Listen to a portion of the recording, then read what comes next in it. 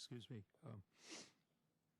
Why don't we call to order the Wednesday, November 17th, 2010 meeting of the city's Creeks Restoration and Water Quality Improvement Committee. And I'd like to ask the clerk to call the roll to make sure we have a quorum. Chair Moldaver. Here. Mr. Bullock. Here. Ms. Lomas. Here. Ms. Weber. Here.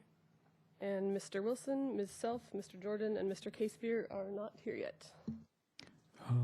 Okay, Liz. Thank you. We do have a quorum. That means we're going to item number 3, which are to catch up with the draft minutes of the exciting meetings of June 16th, July 1st, August 18th, and October 13th, 2010. Is there a motion to accept those draft minutes and make them permanent for the files of history? Paul? I'll make that motion. Is there a second? I'll second. All right, it's been moved and seconded to accept the draft minutes of June 16th, July 10th, August 18th, and October 3rd, 2010. Are there any questions, comments, or additions to the draft minutes of those splendid meetings? Hearing none, the chair calls the question. All those in favor signify by saying aye. Aye. Are there any opposed? Are there any abstentions? All right, the minutes are unanimously accepted. That brings us to item number 4, adjustments to the agenda. Mr. Benson, do you have any recommendations or adjustments? Yeah, thank you, Mr. Chair. I actually have 2 things involving scheduling for committee meetings. One involves the scheduled meeting for December 15th, 2010, which is our next meeting. I will be out of town on December 15th, and so we did send an email out to committee members checking on availability for December 8th. We're one shy of a quorum for that date, but I would like to try to hold that date if possible, and we'll reschedule that meeting for December 8th, assuming we can get a quorum. And then also we've prepared a proposed calendar for our 2011 meetings, and I'll pass those around. What we tried to do was be as consistent as possible with the 3rd Wednesday of the month, each month, and the locations have to move around based on availability of meeting rooms. The one exception to that is going to be December 2011. My assumption was that the 2nd Wednesday would probably work better into people's calendar because of the holidays. So we don't necessarily have to act on this, but if the committee is comfortable with this calendar, we can use this as our calendar moving forward into 2011. Thank you, Mr. Benson. Do any members of the committee have any scheduling challenges based on the draft 2011 schedule as it is now? Right, so far so good. Let's say that conceptually it's accepted. And does anyone have a problem that they can foresee right now with meeting on December 8th instead of December 15th? I won't be here. You will? No, I won't be here. Oh, okay. So I guess we should probably wait until Mr. Wilson arrives. Okay, thank you. That brings us to item number 5, public comment.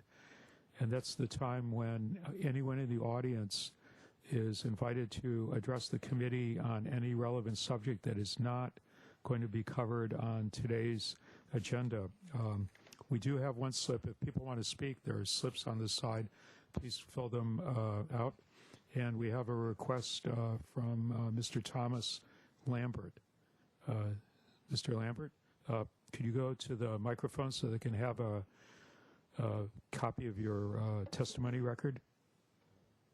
Copy, but anyway. I live on Vernon Road in Samarkand, Lower Samarkand, and the Creeks Department, through my urging, which took me years, finally decided to do something with the 85 years of neglect along Mission Creek there. And 3 years ago, George Thompson took over this project, and he tagged about 25 or 30 acacia, pittosporum, eucalyptus trees, all non-natives, to be removed. This was 3 years ago. And then somehow you guys got caught up in raptor mating season with the county, which was kind of an environmental catch-22 that you couldn't take any of the trees out until after raptor season was over. Then last year I was told that a biologist, or maybe 2 years ago, that a biologist would be hired sort of to mediate or mitigate or whatever the problem is with the raptors, and because you guys only go 10 feet and the county's the rest of the creek area. But he assured me that a biologist would be hired this year, and that it was definitely going to happen this October, that there were going to be the trees that were marked 3 years ago were going to be taken out, the non-natives, so that we could get some light in there, and the 500 and some plants that we were fortunate enough to get in there because of the Arroyo Burro debacle. And I'm grateful that the only reason that this thing happened on Vernon Road was because you guys got screwed up on Arroyo Burro and he'd already purchased the plants. That's basically how we started doing the project on my street. This year, I was told recently that basically nothing was going to happen, that it wasn't a priority anymore, and that they hadn't hired a biologist. And I'm just like, after 3 years of promises, I'm just like, well, why? Because every year that we don't take these trees out and it's shaded from the sun, then all the plants that you planted, can't get in there because they're pushing back against all the non-natives. Now, who made that decision? I don't know.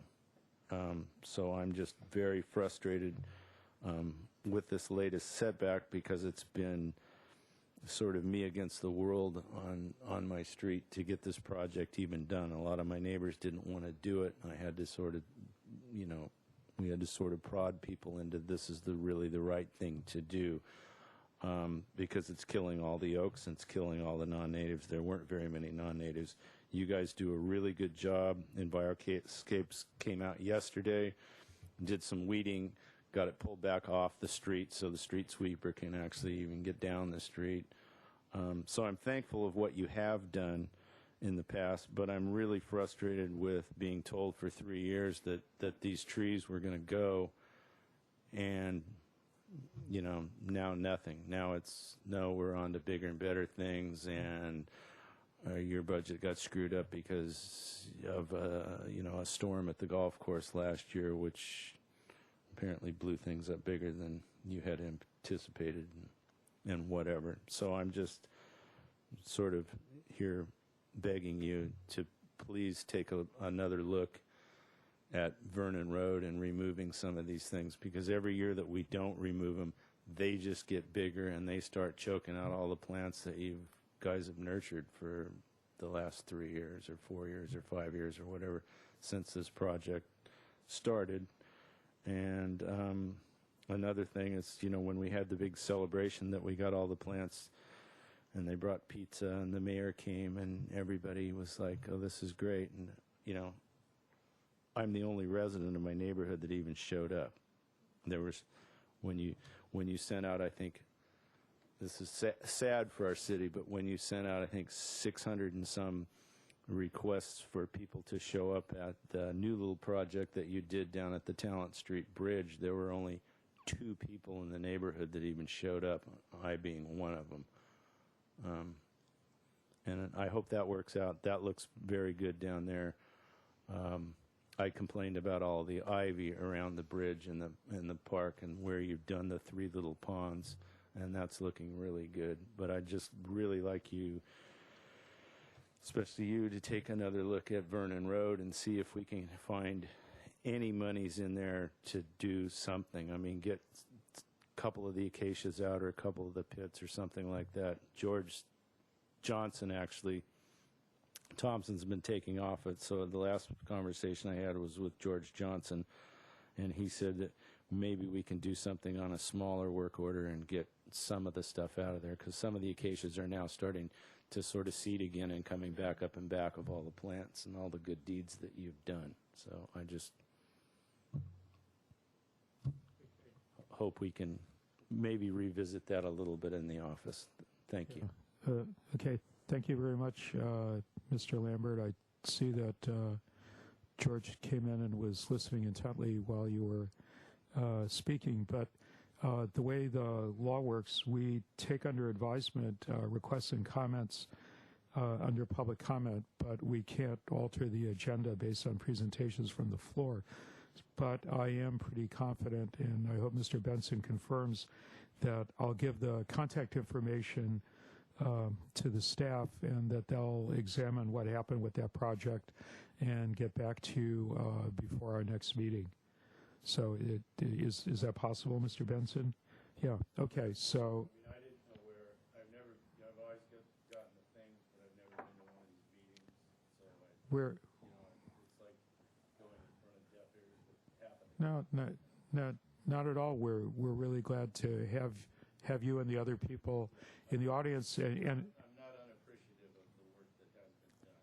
well, and as a matter of fact, I hope you're able to stay for the next part of the meeting, because the staff is going to go over some of the capital projects, and it could be that some of them might overlap with your area of concern. But we'll make sure that you get a reply as quickly as possible. I see there's some other people in the audience. Does anyone have a public comment on something related to creeks, watersheds, beach cleanliness, or... Okay, hearing none, that will close public comment on item 5 and bring us up to item 6 on the agenda, committee member and staff communications. Mr. Benson, do we have any meetings or special communications to report? No.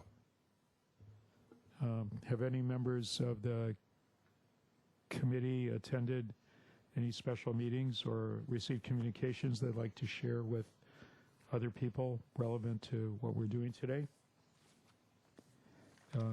My only communication, both for the committee and the staff on item 6, is if I forget during the stampede to adjourn, I want to wish everybody here and everyone watching at home a very safe, healthy Thanksgiving next week. It's hard to believe it's upon us so quickly. That brings us to item number 7, the manager's report, especially in relation to attachment number 5. Mr. Benson. Thank you, Mr. Chair. I just have a couple of things that I wanted to update the committee on. The first is we haven't met since we celebrated our 11th annual Creek Week celebration. We had over 1,500 community members participate in various events throughout Creek Week, which was held September 25th through October 3rd. And Creek Week is a series of events that's coordinated by the City of Santa Barbara with the County of Santa Barbara, City of Goleta, and City of Carpinteria, and then a lot of nonprofit organization partners.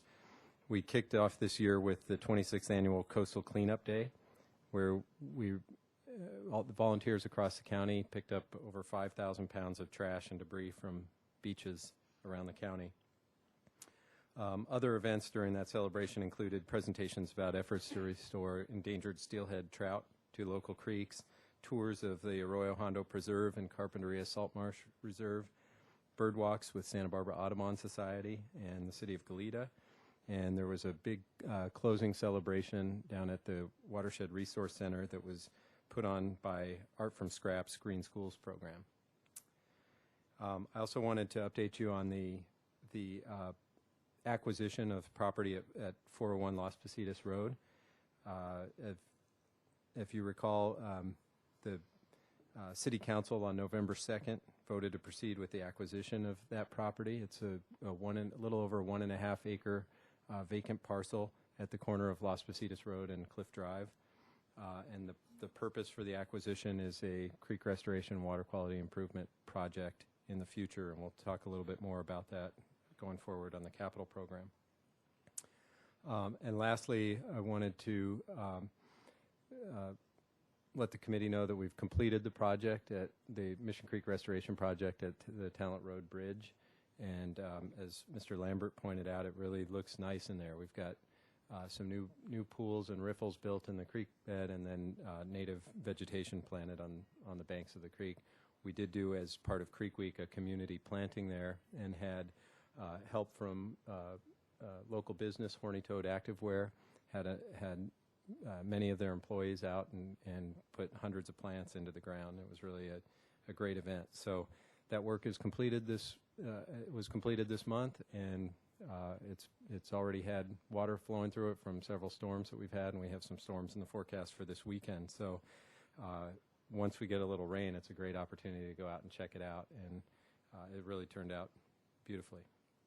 So that's it. Yeah. Thank you very much, Mr. Benson. Are there any comments on the report? I've just got two. Number one, at the Talent Road project, George was there supervising everything, and Liz was amazingly impressive, working with a shovel and some hand tools. I don't think the Horny Toad people could have done it without her. The other thing I'd like you to confirm is, because we sometimes receive questions from the public, the property acquisition at Las Pasillas and Cliff Drive, number one, that was a willing seller, and number two, it was within the range of the appraisal, right? Yes, there was a willing seller. The property was up for sale on the open market. The city proceeded with an independent appraisal, and the purchase price is, we're in escrow right now. The purchase price is it was within the range of the appraisal. Thank you very much, because I know since a Supreme Court decision several years ago, many people are concerned about the process for property acquisition for government purposes, and also with our Measure B funds, they want to make sure that we're continuing to manage them very frugally in challenging times. So I think the fact that we had a willing seller and that it was within the appraisal range, the community should find reassuring on both counts.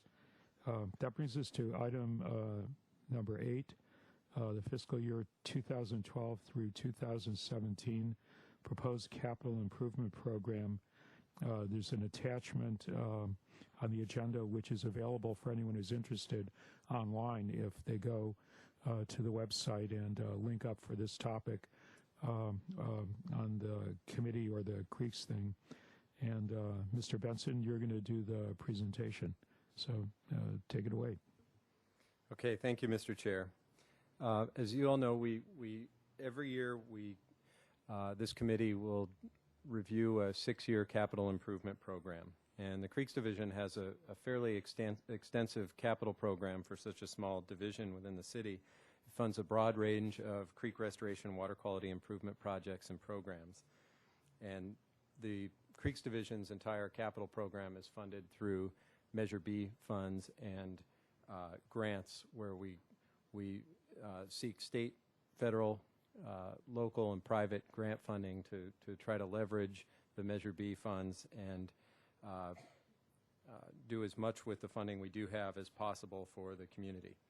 So every budget cycle, we prepare a 6-year capital program. The entire city prepares a 6-year program, and this is one part of it. The intent of the program is to project our capital project schedules, our milestones, and funding needs going forward into the future. Our funding proposals in the capital program are reviewed and adopted annually within each budget cycle. And the purpose for this kind of broader view is it allows us an opportunity to add new projects, to change the funding allocations, revise project schedules, and reallocate funds among the projects if necessary. So at the end of this process, the City Council ultimately adopts the capital improvement program for the whole city as part of the budget adoption in June.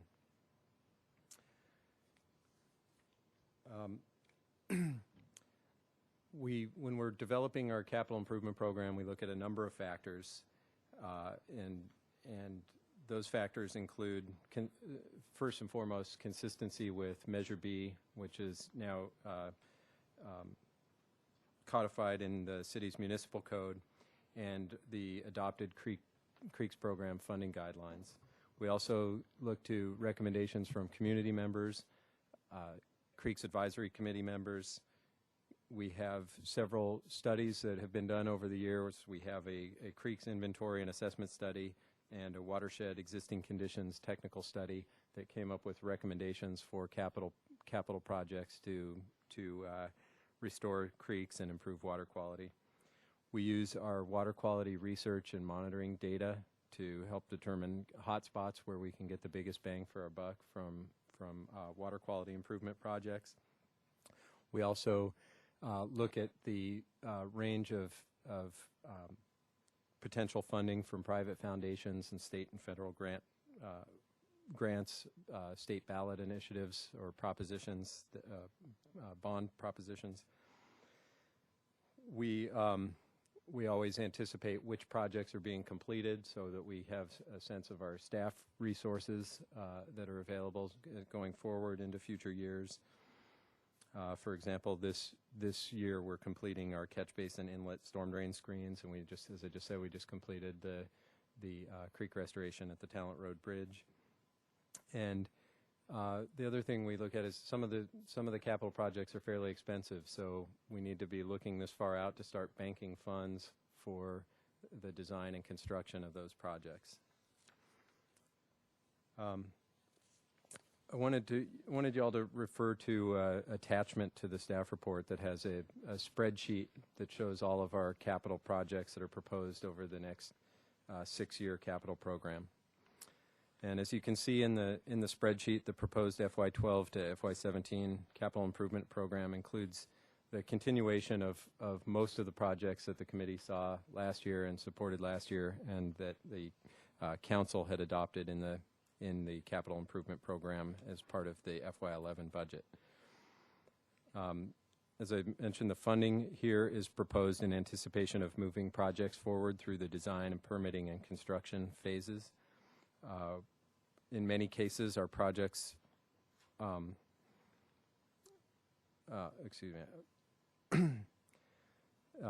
spreadsheet also shows how grant funding, how we anticipate that grant funding will be needed to complete construction of those projects. Specific grant sources for all of these projects have not been identified, but for some of the projects we've already identified and submitted grant proposals for completion of those projects. So I want to briefly go through this list. Most of you are familiar with these projects, so I just want to kind of hit on each of these projects briefly, and then we can go to questions and comments afterwards.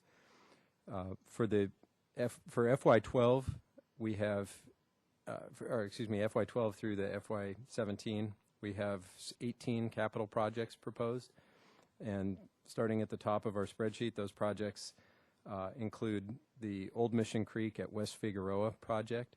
And this was a project that has two primary objectives. One is to develop a stormwater detention system to reduce bacteria and sediment and other pollutants from stormwater in Old Mission Creek, and also to restore and enhance riparian habitat adjacent to the creek. One thing I want to say about this one is the design and the function of this project are very similar to the Upper Las Positas Creek project that we completed construction on at the municipal golf course.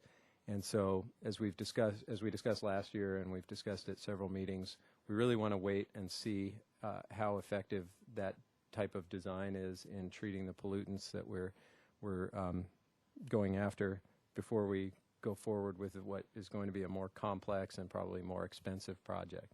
So we really want to take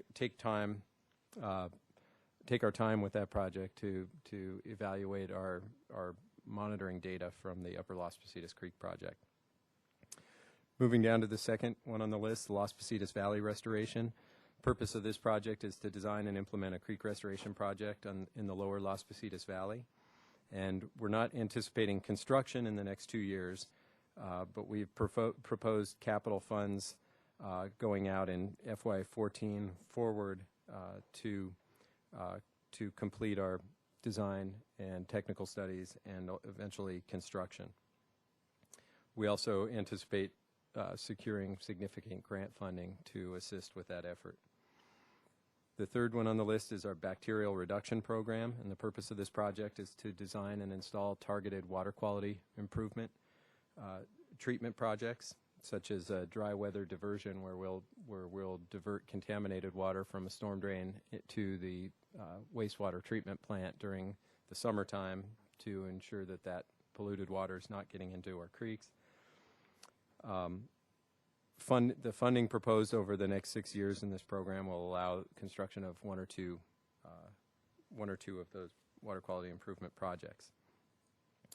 The next one on the list is the Laguna Channel Urban Runoff Treatment Project, and the purpose of this project is to provide funds for the planning, design, environmental review, and construction of projects that were recommended in our Laguna watershed study. And we anticipate completing our final design environmental review in fiscal year 12 and construction beginning in fiscal year 12 and completed in fiscal year 13. The next one on the list is the Lower Arroyo Borough Restoration Program, and the purpose of that program is to develop restoration projects for up to 2 reaches of Lower Arroyo Borough. One is at the creek reach just upstream of Cliff Drive, and the other is in the creek reach north of Torino Road. Both of those areas experience significant bank erosion and extensive areas of non-native vegetation, invasive vegetation. They do include public and private ownership, which makes the project a little bit more complicated, but not impossible. And we have some existing funds that have been allocated for that project. Those will be used towards the planning, design, environmental review, and permitting. The funds proposed going out in FY13 through 15 will be used for construction of the project. The next item on the list is the actually we have number 6 and 7 on your spreadsheet are 2 projects, the Upper Las Positas Creek Restoration Project and the Catch Basin Debris Screens projects. Both of those will be completed this year, so you see going forward there's no funding for either of those projects, and they will be taken out of our capital program.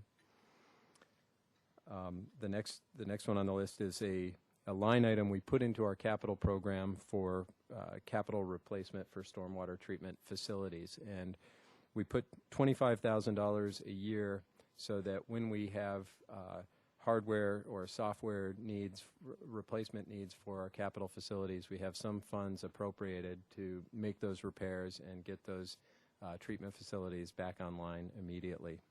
And so, as you can see in the spreadsheet, we have about $90,000 in reserve because we've been setting some aside and spending it slower than we're setting it aside. But we, as those projects age, we will need big chunks of money. So we're trying to bank a little bit each year so that it's relatively painless when we need it, and it's just planning for the inevitable.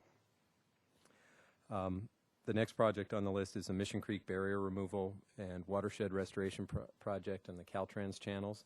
This is the purpose of this project is to provide migration access for endangered steelhead trout through 2 key barriers in Mission Creek. These are impassable barriers caused by 2 large concrete flood control channels between Los Olivos and Canon Perdido Street. Planning and design work began on this project in FY07, and it was primarily funded by state and private grants. The project's the planning and design work will be completed this fiscal year, FY11, and construction on this project is scheduled to begin in FY12.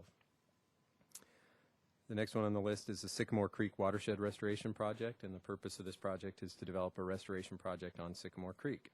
And we are scheduled to have a design in place for that project by FY13.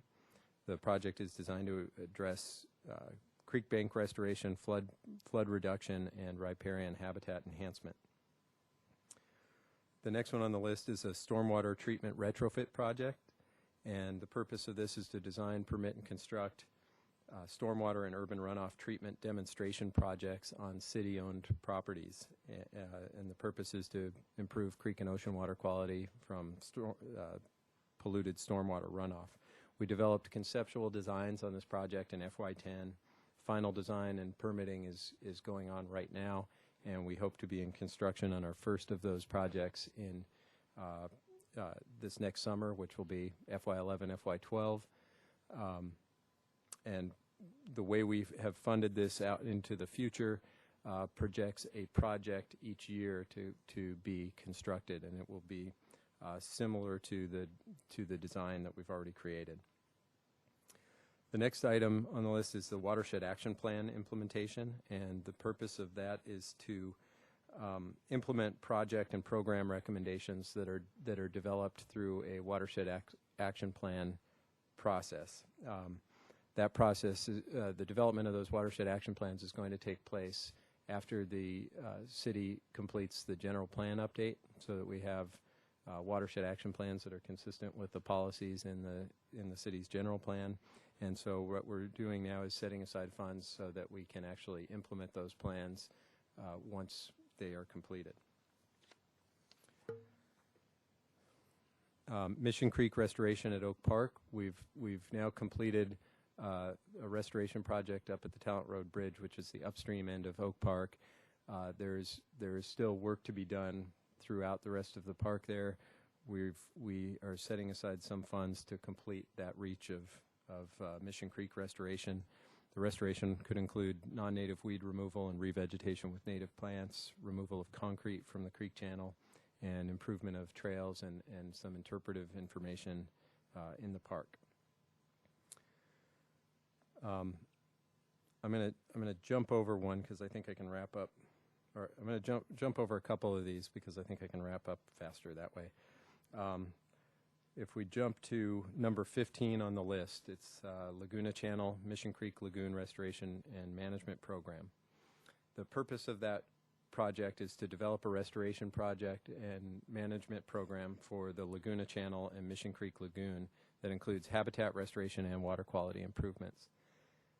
The program will be developed in conjunction with other city projects and programs in that area, which include the Lower Mission Creek Flood Control Project, the Cabrillo Bridge Replacement, city's sediment management plan, the city and county's Tidewater Gobi management plan, and other park and recreation uses in that area. We anticipate completing preliminary design. We're beginning preliminary design FY11. We will probably complete preliminary design in FY12. And funding for this project will not only come from Measure B, but from other city departments and grant funding as well.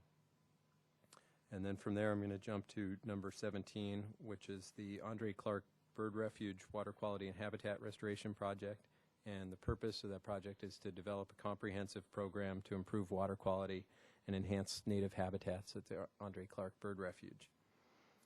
In addition to the poor water quality issues at the bird refuge include sedimentation, overgrown emergent vegetation, spread of invasive non-native vegetation, and some challenges with the function of the weir gate in that area. So some technical studies have been done. We have more to do, and part of the project includes a long-term management plan for that area. So I skipped over a couple. One is the San Roque Creek Restoration Program and the Mid-Arroyo Burrow Restoration Program. And then we also have Honda Valley, Rattlesnake Creek, and Lighthouse Watershed Restoration. All of those are similar restoration projects, just in different geographical areas on different creeks. And all of them essentially are designed to restore the creek. It includes removal of invasive non-native vegetation, planting of native vegetation, removal of concrete, ensuring fish passage in those areas, and improvement of trails and interpretive information where it is appropriate. And so with that, I will wrap up, and I'd be happy to answer any questions. I'm sorry, Mr. Chair, I do have one other thing to add as we move over. When you move over to public comment, I did receive one email from Brian Troutwine at the Environmental Defense Center in support of the capital improvement program, and so I made copies of that to pass out to the committee. Thank you. Thank you, Mr. Benson, and also thanks to Mr. Troutwine.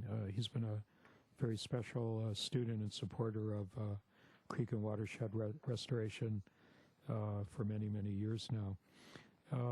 Are there any questions from members of the committee on any part of Mr. Benson's report? Daniel? Betsy? Natasha?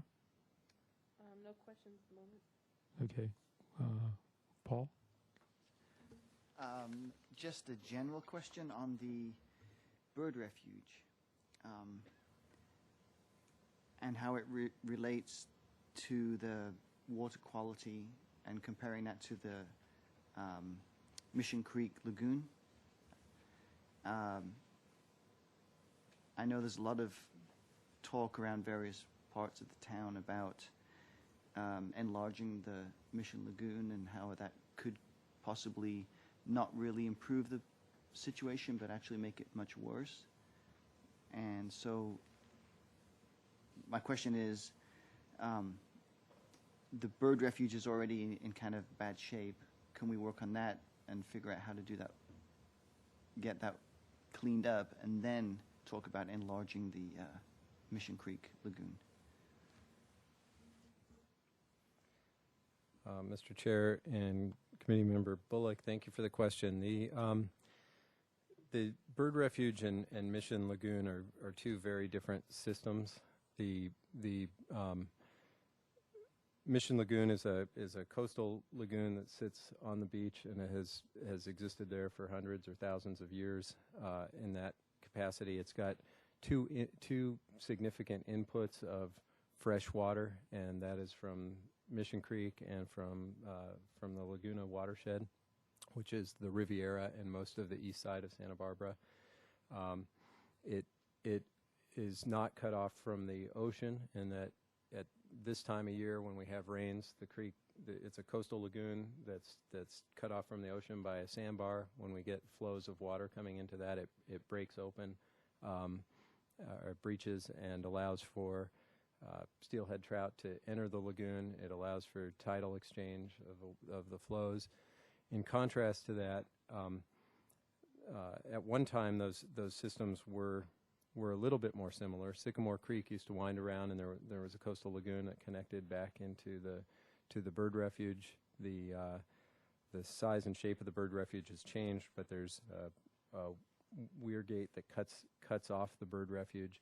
There are some so in addition to the environmental differences of those watersheds, there are also some legal differences. The Andre Clark Bird Refuge was donated to the city with specific deed restrictions as to its use and management, and so we have to work within those deed restrictions. It was donated by the Clark family to the city, and so I think the issues that we have to take on at the bird refuge are probably they're probably going to be more challenging than what we have at Mission Creek Lagoon.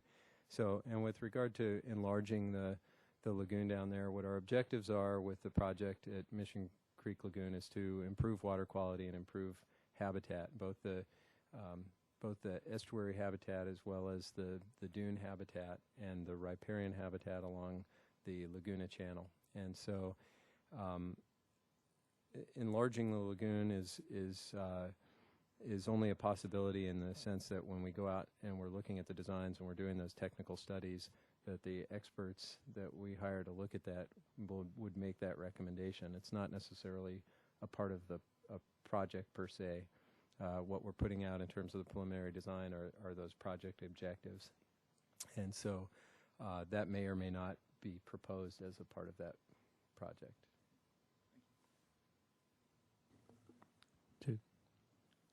Does that answer the question?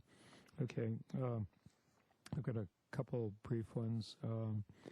Number one, project number 5, Lower Arroyo Burrow restoration, and you mentioned that was a partial challenge because public as well as private property might be involved. Has there been any update on the status of the Meadows project, where I think the applicant had committed when the project was approved to do a significant piece of creek restoration and invasive removal.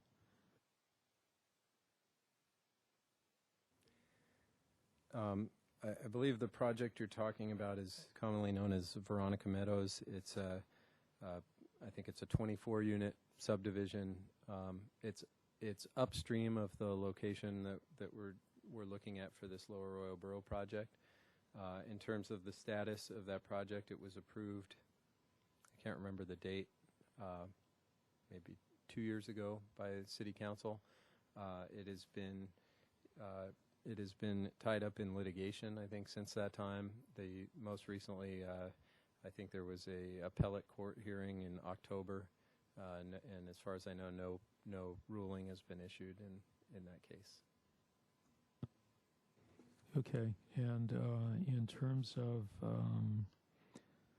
number 17, the bird refuge, will the planning process be open to conservation groups and other public agencies that have interest or expertise in this particular site? And if so, is there a particular website link or some process by which they can offer to participate and assist at the proper time? Anytime we do a project, there's a pretty significant public process involved in that. This project, as you can see, really starts being funded in FY 2014. So we're several years out from really getting moving on that, so we don't have a website set up. But not only will we be doing outreach and involving those types of agencies and organizations, but that's a highly visible, important location for the city of Santa Barbara, and the public will be invited and asked to participate in any type of design and ultimate project that ends up in that area. Okay, thank you. And in terms of item 15 that Mr. Bullock was asking about, since there are several different potential shared sources of funding, is aside from the value of the project, is part of the timetable trying to allow Measure B leverage to enjoy economies of scale, so that if we all plan the different improvements around the same time, the money for each agency that's involved could be stretched a lot further in terms of studies and mitigation than if they went in separately? Yes, I'm glad you brought that up. Yeah, that's part of why we are trying to move that project forward at this time. There's a lot of things going on down in that section of the city. We have our Public Works Department is going to be starting construction on the Cabrillo Bridge replacement next. They're scheduled to begin construction next fall. The Public Works Department and the Flood Control Agency and the Flood Control District and the Corps of Engineers are scheduled to begin the Lower Mission Creek Flood Control Project next fall. Both of those projects will have impacts on the lagoon area and the future management of that area long into the future. They also, as part of their permit conditions, require some restoration of the lagoon area and planting of dune plants and so forth. And so one of the things we'll do as we go forward with our design is phase the construction of our project because it's in a very dynamic area that's different in the wintertime than it is in the summertime. We'll want to be doing our construction in the summertime. Right now, those two projects, the two public works projects I mentioned, are scheduled to be completed and moving into that sort of landscaping phase in the summer of 2013. And so we want to be ready with our design to maximize the economies of scale when we have crews there doing that work to be able to complete the vegetation planting for the entire lagoon edge. There are also some grant opportunities for leveraging funds that are available now because of bonds that were passed by voters of California several years ago, and the funds are only now becoming available, and those involve flood control monies as well as environmental restoration funds. And so I think this type of project is going to be able to tap into both of those things. Would this be eligible under the Prop 84 bond that we've been looking at the last couple of years? Yes, one of the ones I just mentioned is Prop 84, and then the other one, the flood control bond, is Proposition 1E, and I think there's $5 billion for flood control projects, but there are specific portions of those funds that are available for flood control projects that also carry with them some kind of ecological benefit, and that's really where we're going with this project. I really appreciate the extra context. I think that's, I don't want to put words in his mouth, but I think that's some of the information that Mr. Bullock was reaching for about why this project at this time, at this cost, and some of the value that would be attached to it. While I get, I want to welcome our Planning Commission, our Park and Recreation Commission liaison, Mr. Casebeer.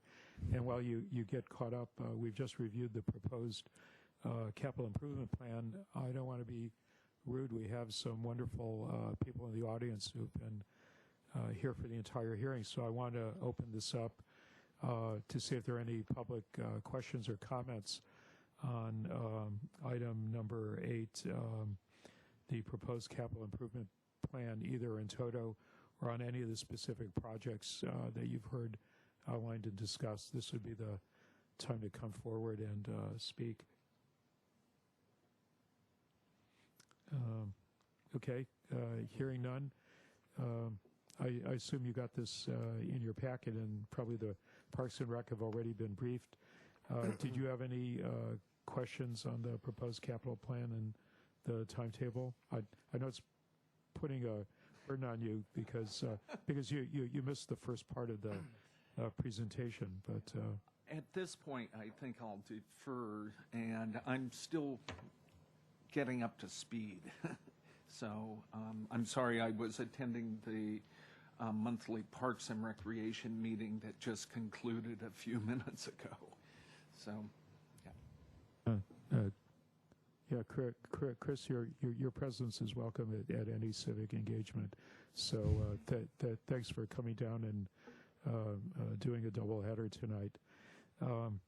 I think the recommended action on item number 8, if there aren't any questions or concerns or suggestions, and Mr. Wilson may have one, is whether there's a recommendation from the committee to propose this plan to the City Council for adoption at the appropriate time. So, Mr. Wilson? Thank you, Chair. I will make that motion to further recommendation. However, just before I complete that sentence, I do have 2 comments that I wish to make. 3 comments. The first 2 are more or less directed to staff, and the third one is directed to the committee members. And the first comment is, I think it's very clear that the Creeks Committee staff is incredibly capable, and I think the use of these funds are in very good hands in management. I just want to put out a compliment to city staff, Creek staff. Second comment is also directed to staff, in that anecdotal observation is that it looks like in the future, over the next 5 to 10 years, it may be worth staff and committee as well evaluate opportunities for projects within the Sycamore watershed, maybe more than what is represented here.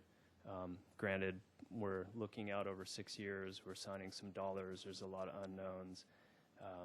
I think there's probably tremendous opportunities in the Sycamore watershed for outreach, education, water quality improvement, pocket parks, and so I just kind of want to plant a seed to, let's, maybe revisit that each year and see if we can come up with some good projects there. The third comment is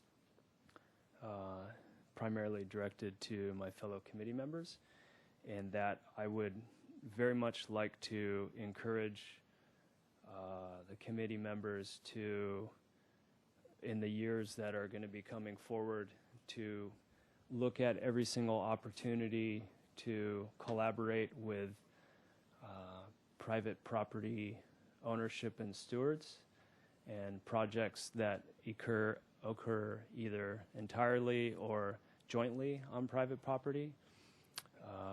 Very clear that Creeks Division is really taking the bull by the horns on the public open space projects, and there's going to be tremendous bang for the buck on those projects.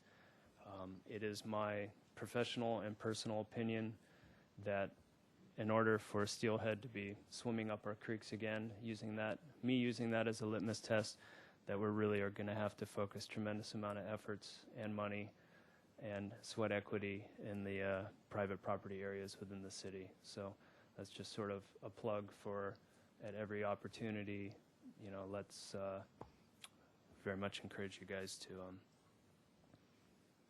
look for those opportunities. Thanks, Chair.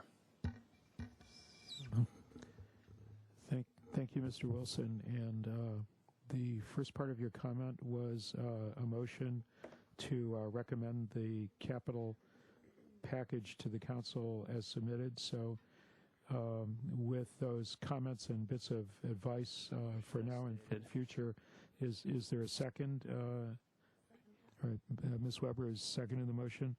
Are there any questions or comments on the motion, either for the maker or for the staff? All right, hearing none, all those in favor of the motion signify by saying aye. Aye. Are there any opposed? Are there any abstentions? All right, thank you. That means that the committee has unanimously recommended the proposed capital improvement program for City Council consideration and approval at the appropriate time. Speaking of the appropriate time, Mr. Wilson, before you got here, there was a question about whether the December committee meeting could take place on December 8th rather than the 15th. Okay, that's fantastic. So that brings us to item 9. I'm sorry, Mr. Benson. Thank you, Mr. Chair. It does bring in item number 9, but before you adjourn, and since we have Mr. Casebeer here, I just wanted to acknowledge and thank him. We put out a call for people to, well, as you all know, every fall we get a group of volunteers and staff get together, and we walk the major creeks in the city from the ocean all the way up to the headwaters, and remove trash and other debris before the rains come and blow it all out to the ocean. And it's really an interesting thing to do. And Mr. Casebeer, just 3 weeks or so onto this committee, didn't know what he was getting himself into, and jumped in with both feet, as it were, and we put our waders on and started down in Mission Lagoon and wandered up, and I think he and I made it all the way to Cannon Perdido, and it was a really, eye-opening experience to be able to do that. So I just wanted to thank you for that. It is hard work, and you're kind of sore and tired and stinky afterwards, but it's very interesting, and I appreciate your help with that. Thank you, Mr. Benson and Mr. Casebeer. Members of the community don't realize that you need a little bit of effort and sweat to fully appreciate the diversity and creativity of the graffiti along the channelized part of the creek, and you can't just appreciate it, from the ocean. So I think you probably have a better idea of what's involved now. I also, before you and Mr. Wilson got here, since we are about to adjourn, I want to again wish everyone a safe, happy Thanksgiving. And I hope everyone will be here for the next meeting, since barring some act by the City Council, it might be Mr. Wilson's last one. So I think a celebration might be in order. Is there a motion to adjourn on item number 9? Is there a second? Second. All right, it's been moved and seconded. All those in favor signify by saying aye. Aye. Any opposed? Any abstained? All right, we stand adjourned at 6:25 p.m. Great meeting. Thank you.